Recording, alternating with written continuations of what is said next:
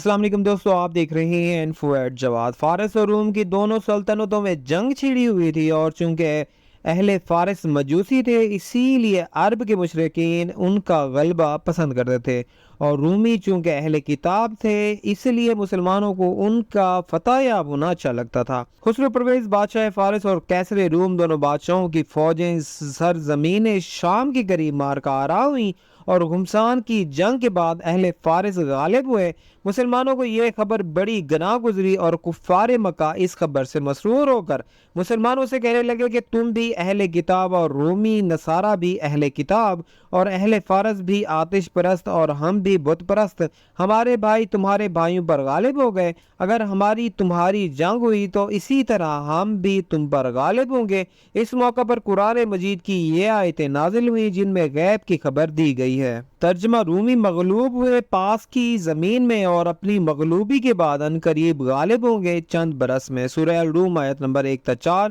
حضرت ابوبکر صدیق رضی اللہ عنہ نے ان آیات کو سن کر کفار مکہ میں یہ اعلان کر دیا کہ خدا کی قسم رومی اہل فارس پر غلبہ پا جائیں گے، لہٰذا اے اہل مکہ تم اس وقت کے نتیجہ جنگ سے خوشی نہ مناؤ، چونکہ بظاہر رومیوں کے فتح یاب ہونے کے اسباب دور دور تک نظر نہ آتے تھے، اس لیے ابی بن خلف آپ کے بالمقابل کھڑا ہو گیا، اور آپ کے اور اس کے درمیان 100 اونٹ کی شرط لگ گئی کہ اگر 9 سال کے اندر رومی غالب نہ آئے تو حضرت ابوبکر صدیق رضی اللہ عنہ 100 اونٹ دیں گے، اور اگر رومی غالب آ جائیں تو ابی بن خلف 100 اونٹ دے گا۔ اس وقت جوا اسلام میں حرام نہیں ہوا تھا۔ خدا کی شان کے ساتھ ہی برس میں قرآن کی اس غیبی خبر کی صداقت کا ظہور ہو گیا، اور خالص صلح حدیبیہ کے دن میں رومی اہل فارس پر غالب ہو گئے، اور رومیوں نے مدائن میں گھوڑے باندھے اور عراق میں رومیہ نامی شہر بسایا، اور حضرت ابوبکر صدیق رضی اللہ عنہ نے شرط کے 100 اونٹ